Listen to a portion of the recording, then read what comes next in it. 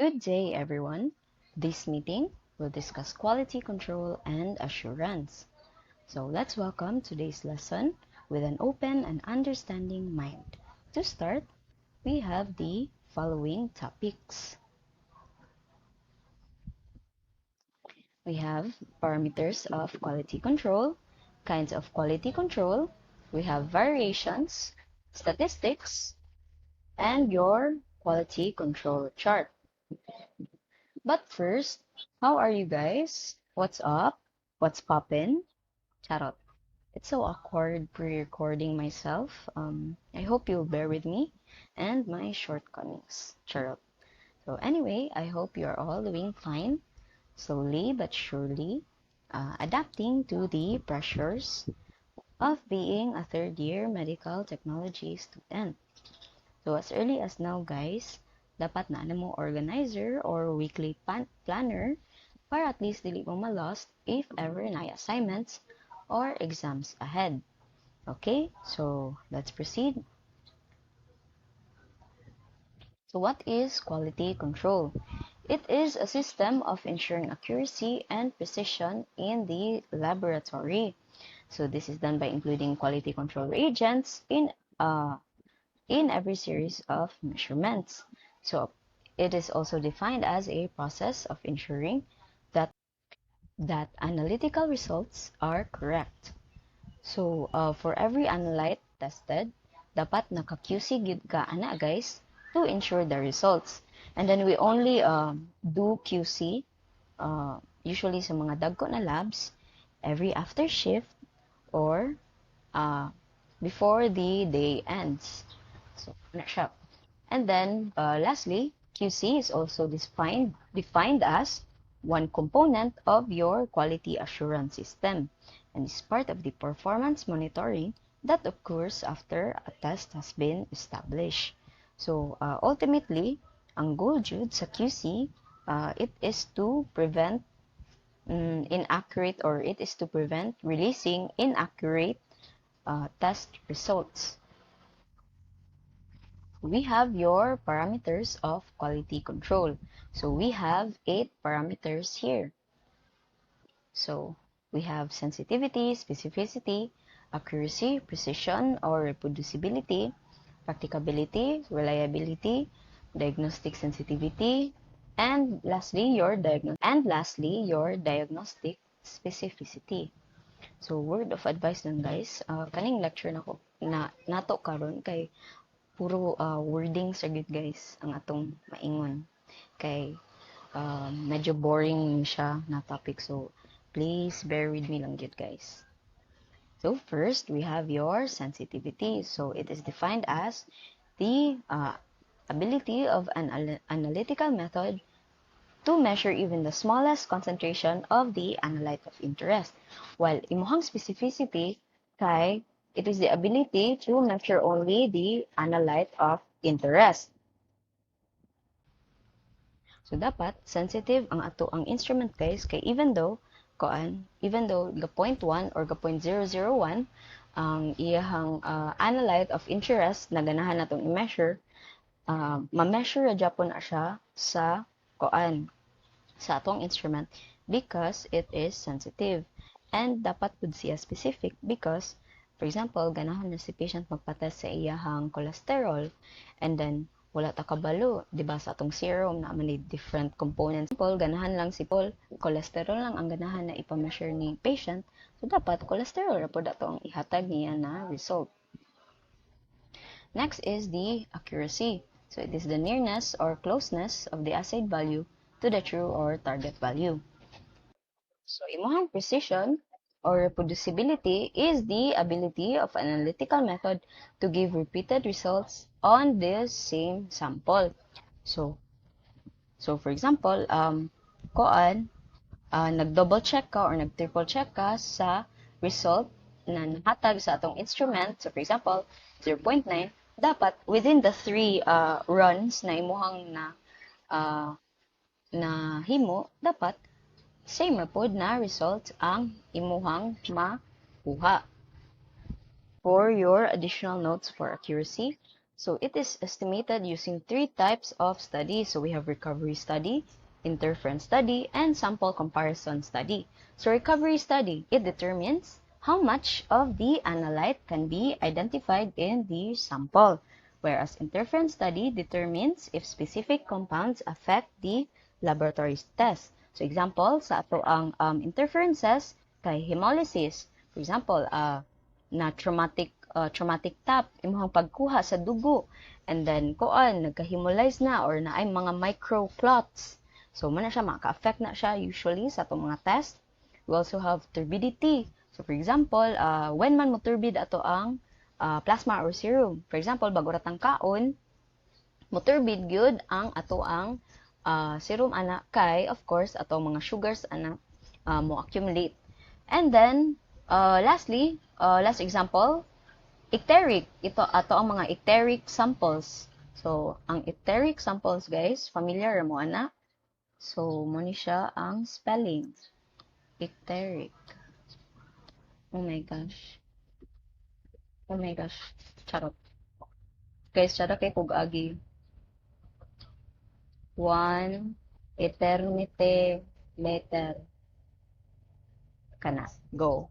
Icteric, yes. Very good. Icteric sample. So, ma'am, what is icteric sample? So, this is usually mo yellow ang ato ang mga samples, like super yellow jud siya, guys, because of high levels of bilirubin. And then we all know na basta inani ang ato ang mga samples na atong madawat, usually ana kay nagka-hepatic cirrhosis ang ato ang patient, pwede sa jaundice or anything related sa daot sa ato ang liver. And then lastly, we have your sample comparison study. So it is used to assess presence of error in the actual patient sample. Okay, we'll proceed with the parameters. So next, we have your practicability. So lahi rin ni siya sa imuhang reproducibility, guys, ha? Kaya ang reproducibility or ang precision kay repeated results on the same sample. Whereas, ang practicability, how is the degree by which a method can be easily repeated. Okay? So, for example, dapat ato ang methods na itong ginagamit kay dili siya complicated sa atoa. Dapat kuan kay, for example, naatay kuan naaka sa lab, and then 30 kabuk ang imuhang kuan patients, and then 10 kabuk ana ang dili ka sure, and kuan pa jud, libog pa jud kaayo ang imuhang process or dugay pa jud kaayo, or kailangan siya 1 hour ka mo stand sa imuhang serum. So it is the degree by which a method is easily repeated. C is the ability of an analytical method to maintain accuracy and precision over an extended period of time. Dapat, even though magka-change na ang mga personnel, mailisan na ka, charot, dapat reliable na Japon siya kung bisag unsa pa na siya ka dugay.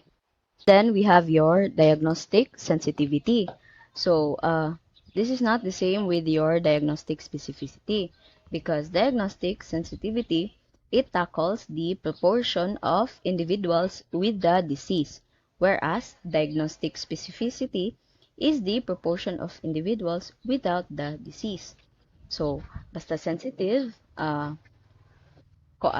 with the disease, whereas specificity without the disease. So, na ako'y walay pulos na mnemonic, charot. Naar na ninyo, guys, if inyong gamiton. So, pwede ninyo ni himuan og story. So, stay positive, kay sensitive man ka na pagkatawo. Or pwede sad, kung sensitive man, di ba? So, kung asa ang naa ang itive, pwede sad dira nimo, kung asa naa ang itive, or kinsay positive sa itive, muna siya ang sensitive. Amot, guys, naroon ninyo kung unsaon ninyo na pagbalay. Basta, akong ginagamit ano sa una kay stay positive, guys. Sensitive ka na pagkatawo. So we'll discuss more on your diagnostic sensitivity. So it indicates the ability of the test to generate more true positive results. So muna siya itong ingon, positive. So ang formula ani kay sensitivity in percent is equal to 100. Guys, take note, 100 times the number of deceased individuals with a positive test. So deceased individuals with a positive test over the total number of deceased individuals tested. So gets ya guys? Gets? As early as now, familiarize with the formula. And then next, we have your diagnostic specificity. So kani siya, more on true negatives. Ang test na usually ani kay, I forgot to tell you guys, basta diagnostic sensitivity, screening test ni siya ha, okay? So that no case is missed. Whereas, diagnostic specificity, confirmatory test to be certain of the diagnosis. So, ang formula ani kay, muna siya. So, specificity in percent is equal to 100, same Japon, 100 times the number of individuals without the disease with a negative test over total number of individuals tested without the disease. So you see the difference, more on true negatives good ang specificity. So there's a note here, 100% sensitivity and specificity indicates that the test detects every patient with the disease and that the test is negative for every patient without the disease. So that's what we aim for in a certain test or in a method. So much for the parameters. Let's proceed with the kinds of quality control. So duwa ra ni siya kabuk guys. We either go with intra-lab or your internal quality control, and then we have your interlab. So, external. So, intralab, internal, quality control. So, daily monitoring ni siya guys. Take note, daily monitoring of accuracy and precision. So, it involves the analysis of control samples together with the patient specimen. It also detects both random and systematic errors in a daily basis. So, basta intralab, internal, daily. Next, we have interlab or your external quality control. So, it is for monitoring long-term accuracy. So, ako ang walay pulos na method. Again, ay mnemonic ani guys, na napupuno na ako ng method. So, ang mnemonic na ko ani, or para sa inyo memorize na ko, kay kung unsa na ang wow, nice circle. Mo na siya ang external. Kaya diba, ganiha, intra-lab man siya. O man siya E. So, kani kasi inter naman siya E. So, mo na siya external. So, guys, naroon nyo ha, if inyong suwiron ako ang method sa pag-memorize. So, to put it simply, ang interlab, for example, in Dumaguete, muhatag ning usa ka dako na institution og mga unknown concentrations sa sample, and then ginatest na siya sa different laboratories. For example, ang target ana na value na gihatag sa institution, or what I mean is ang kuan ana niya, ang measurement is 0.3, dapat more or less 0.3 sad ang makuha sa mga participating laboratories. So the College of American Pathologists, or the CAP, is the gold standard for clinical lab external QC testing. So muna siya tong rationale. That's what I said. Basta kuan QC, it all boils down to dapat ang ato ang patient results are accurate, and QC testing allows each laboratory to compare and evaluate test results with those labs that use the same methods or reagents. So muna ang interpretation. Ang inyo rang i-take note ani kay the difference of greater than 2 SD in the results indicate that a laboratory is not in agreement with the rest of the laboratories included in the program. So, for example, if a laboratory fails to identify or resolve this issue, or error or discrepancy, that facility or lab is at risk for closure. Sure. So, muna siya. Careful na ta, ano guys. And then, of course, ang objective sa atong quality control is to check the stability of the machine, to check, of course, the quality of the reagents, and then to check for technical or operator errors. So, be sure to memorize this, guys, ha?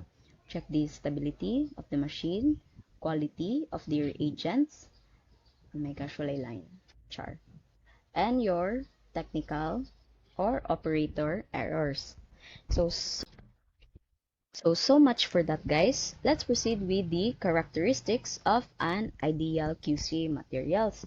So we have six characteristics here. We have number one, it must resemble a human sample. Number two, it is inexpensive and stable for long periods, of course. Dapat jud walay communicable diseases kay lisod na. And the no matrix effects or known matrix effects. So we'll discuss that later on. And then with known analyte concentrations and convenient packaging for easy dispensing and storage. So para dili sad ta mahago ani na part. So notes to remember, quality control materials should resemble human sample. Pero due to ethics or limited resources, laboratories usually or muna ang ginagamit ang bovine control materials. Okay, ethics committee na to, guys, lisod na. And then muna siya ang matrix effects. It is the result of improper product manufacturing, pedicide, use of unpurified human and non-human analyte additives, and we also have, it may be the result of altered protein components. So, yes, we have your variations. So, variations, also known as errors. So, errors can occur anytime or any step in the procedure or in a when conducting a laboratory test. So it can be either random error, we also have systematic, and the most common one, we have your clerical error. So we'll discuss this one by one. Random error is present in all measurements because it is due by chance. So it is the basis for varying differences between repeated measurements. So ang probable cause ani guys kay ang instrument mismo or ang operator and environmental conditions. So for example, ang pagpipet nako kay lahi siya sa akong kauban, na man siya pipet error. And then mislabeling of samples, my god, mo ni ato ang kuan. Atong mortal sin as a medtech, dapat kuan, we should have a label. So mo siya i-label na ang dapat i-label, guys. Don't settle for less. Charot. So anyway, enough of that.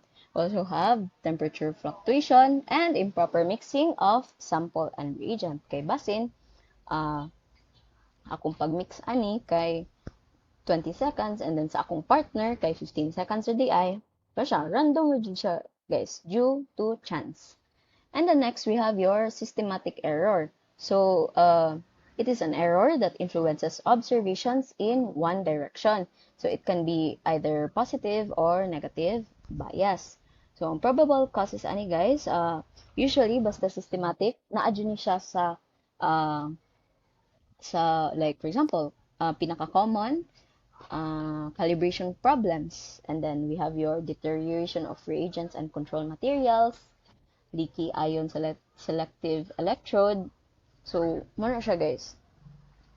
What you have to take note is basta systematic error usually in one direction yun na siya, guys, dili ang katong band. Charot. So systematic error can either be constant or proportional slope percent error. So their difference is that ang constant error, it is independent of sample concentrations. Whereas, ang imuhang proportional slope or percent error, it is dependent of sample concentrations. Lastly, we have your clerical error. So, in labs that are not high tech jud yet, ubang labs na gina-write pabitaw nila ang request form, ang mga labels, and then ang results. So mga siya guys, uban magkasinayop imbis ang akong apelido kay Wong nahimong Wang, or dili ba nasayop akong birthday, or ako ang age imbes 20 20 22 charot secret, instead of kani ako ang age nahimo na noon kong 50 years old. So muna siya guys. And then we have your pre-analytical error. So ayo mo ka stress sa may ani guys kung daghan kaayo siya o under sa pre-analytical error. So what I do is you study smart you guys. So ang imong i-memorize ani kay ang post-analytical error. So anything or any error na wala na fall ani nilang tulo, meaning pre-analytical error siya. Kay tulo raman ang post. So we have unavailable or delayed lab results. We have incomplete lab results, and then your wrong transcription of the patient's data and laboratory results. So, usually nana ni siya sa end part sa imuhang lab test. And then we have what we call a allowable error or your EA. So, it is determined for each test method and will negatively affect clinical decisions. So, if the total error is greater than the allowable error, then corrections must be made to reduce the error, or if dili ma-reduce ang error, pwede ang method natong gigamit i-reject nato. So before we proceed sa statistics, kay marag ubay-ubay na jud to ang nasulod sa inyong utok. So let's recall sa guys. So I have a question. This parameter is the degree which a method can be easily repeated. Can be easily repeated, guys. What do you call that? Very good. Practicability. And then, next question. This is a process of ensuring that results are accurate. So what do we call this system? Yes, quality control. And then, how do we compute for diagnostic sensitivity? Diba, I told you earlier na ikuan na, i-memorize na. So, unsa to? Diagnostic sensitivity.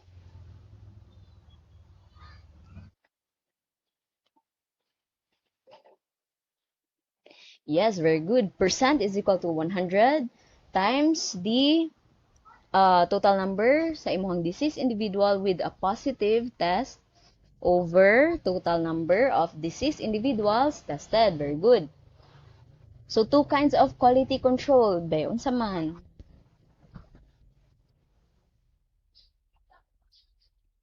Very good. Your intra-lab and inter-lab. Kinsa man ang also known as your external quality control. External ang nai-E. Yes, si interlab. So, di ba? Murag nagamit ra gamay ang ato ang mnemonic. Charot. So, mo ni siya guys. Next question. Give one objective of QC. So, give one. One ra guys, chart. Okay, we have check stability of machine, check quality reagents, all right, and then your check technical errors. Very good. So lastly guys, instead of using human materials, we use due to ethics, limited resources, we use yes naman bovine control materials. So that's great, that's great. So far you're still your brain still okay, charot. So statistics, we'll proceed na. is the science of gathering, analyzing, interpreting, and of course, presenting data. So, we'll just have a run through with this. Diba? We have your mean, your standard deviation, we have your coefficient of variation, and your variance. So, mean, of course, central tendency. Standard deviation is the measure of distribution range. Then coefficient of variation, or your CV, is the percentile expression of the mean. And lastly, your variance. So it is the standard deviation squared. So, muna siya variance, measure of variability. So, muna siya ang muni ang mga formula nila, guys. Okay? Next, we have your quality control chart.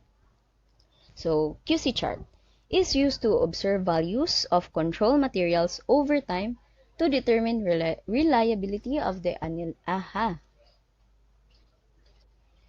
nabubulol na ako, guys. Wait sa.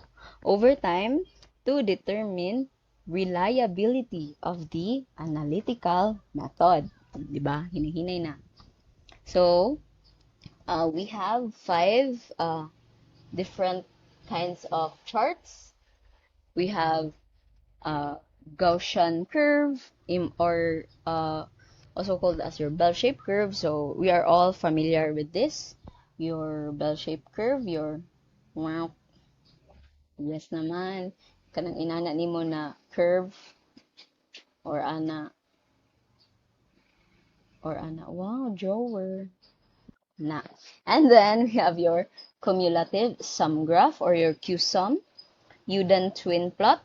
We have your Shewhart-Levy-Jennings, or your LJ chart, and your Westgard control rules. So we'll just have a run through with this. Gaussian or Gaussian curve, known as your bell-shaped curve.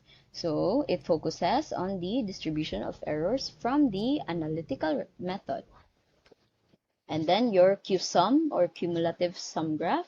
So it calculates the difference between the QC results and the target means.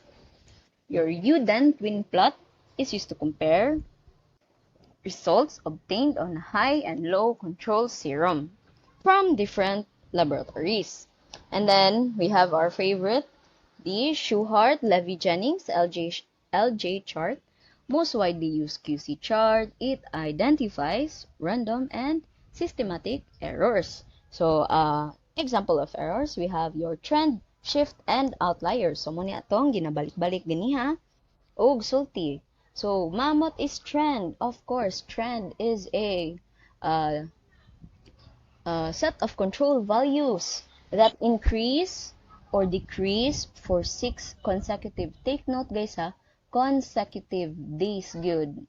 Okay, dapat jud siya magsunod, guys. Okay? Ang main cause kay deterioration of reagents. So, usually ani ang trend basta deterioration of reagents, magpababa jud ang imuhang value ana.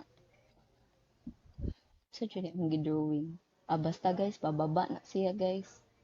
Muna siya ang trend. And then your shift. So, this is formed by control values that distribute themselves on one side or either side of the means for 6 consecutive days. Japon. So, ang inyong i-take note ani kay one side or either side of the mean. So, kani, for example, ani na koan picture. So, you can see mauni ang mean. Nanlayo na siya kaayo pagsugod niya diri na siya sa upper side of the mean. So, main cause, improper calibration of the instrument. And then lastly, see outliers are far from the main set of values.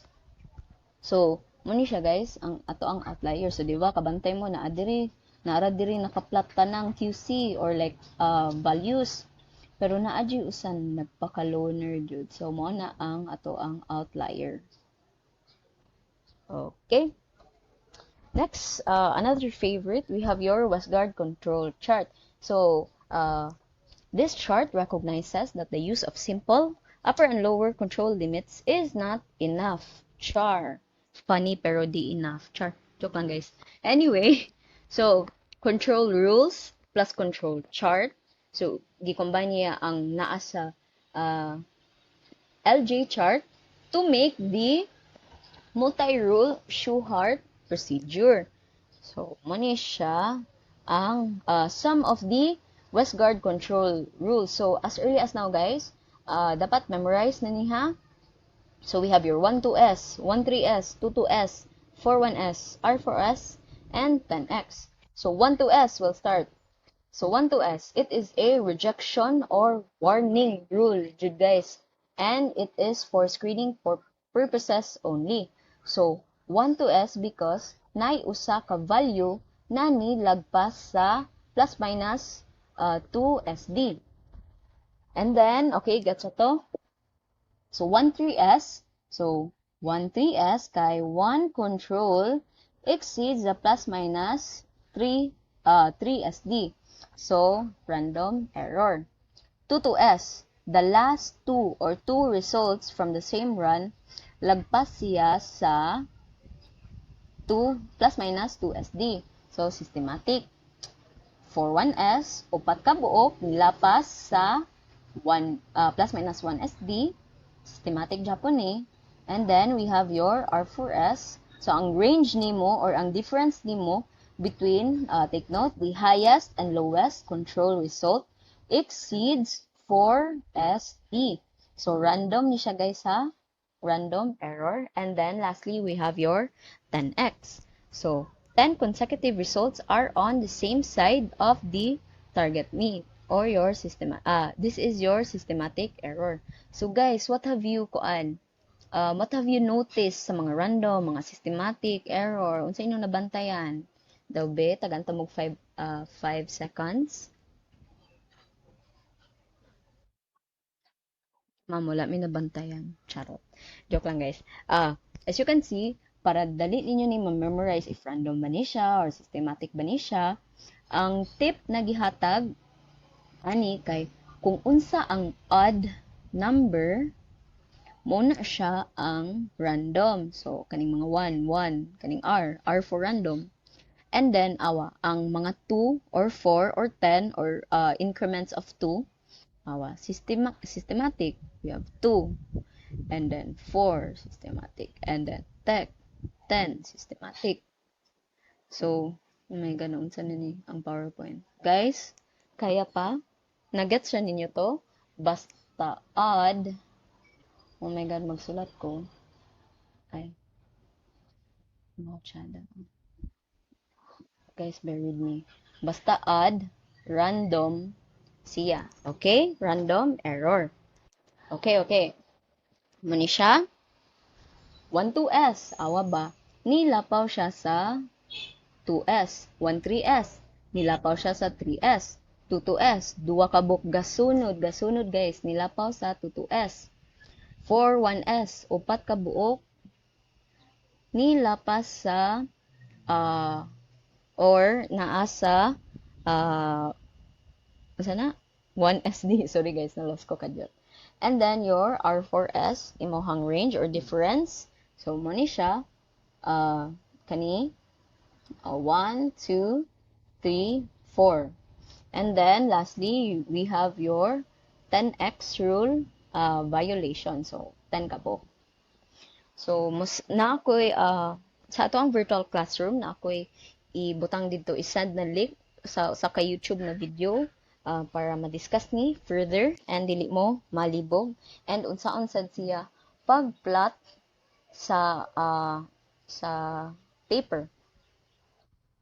So, in addition, rani siya guys, additional info sa ato ang sa tawag ni Westgard control rules. We also have 8x and 12x. So, muna siya, same as 10x, pero 8 ra siya kabuok. And then, kanisad kay 12. So, if you want to know more about this control rules, ganahan mo magbasa-basa ra, you can actually click. What is click? Click the link. So, you can actually type this link. Okay? So, general interpretation of quality control. So, the accept the acceptable reference limit is set at plus minus 2SD. So if control value is in between 2S and 3S, it is a, take note, sign of a potential problem. Pero if outside ng siya sa 3S, it requires corrective action. So, control value between 2S and 3S, sign of a potential problem. Whereas, control value outside 3S requires corrective action. So, we have your terminologies. So, analytic run. So, a set of control and patient specimen assayed, evaluated, and reported together. So, delta check, guys, it is basically the comparing your previous lab results with your new one. Okay, for example, usually sa hema or hematology, si platelet kanang sa sa dengue, for example, magka-dengue si patient, and then usually i-monitor man na ang imuhang platelet ana. So siya mag-delta check ka sa iyahang mga previous na results if nagkamubo ba or nagkagrabe ang iyahang sakit or nagka-recover na si patient. So siya, gets right guys so far? So ang ako rang i-discuss ani kay katong more on the important. So point of care testing, guys, or your POCT. So known as your near patient testing, decentralized testing, bedside testing, and alternate site testing. So usually gina-perform ni by non-laboratorial personnel. So we have your nurses, respiratory therapists, pwede sad imuharang mga parente or what, and then example ani kay kamantay mo anang mga glucose diabetic patients, di ba naman na sila own RBS na instrument. This is because kanang sila ra ang muprick sa ilang kaugalingon kay as we all know ang RBS simple ra kaayo, igora ka muprick and then butang sa butang atong unsa to siya guys, ang strip, and then mo lang butang og dugo na imong result dayon, so dali ra siya kaayo. And then we have your predictive value, depends on sensitivity, specificity, and prevalence of the disease being tested. It can either be positive or negative predictive value. And lastly, last na jud guys, we have your quality assurance. So, as what I've said earlier, quality control is only a part of your quality assurance, not the other way around. So, quality assurance talks about, it is about a systematic action necessary to provide adequate confidence that laboratory services will satisfy the given medical needs for patient care. So, ang primary goal ani of quality assurance is to deliver quality services and products to customers. So, what is the philosophy of quality assurance? Of course, we have important to customer. Quality is important to customers. Quality can be assessed and monitored. Quality can be improved, of course, and quality's benefits exceeds its cost. Okay, so is everything clear, guys? Are there any questions? If you do have questions or queries, you can send me a private message via the Messenger app, and then we can go and just chat there. So I think that's all. We're done for the day. Thank you for listening, guys, and I hope you learned a thing or two today. So that ends our discussion on the quality control and assurance. So Marsha, thank you so much for listening again. I hope you learned a lot in this pre-recorded lecture. If you have any questions, you can send me a message. Have a blessed and productive week ahead. Bye guys, take care.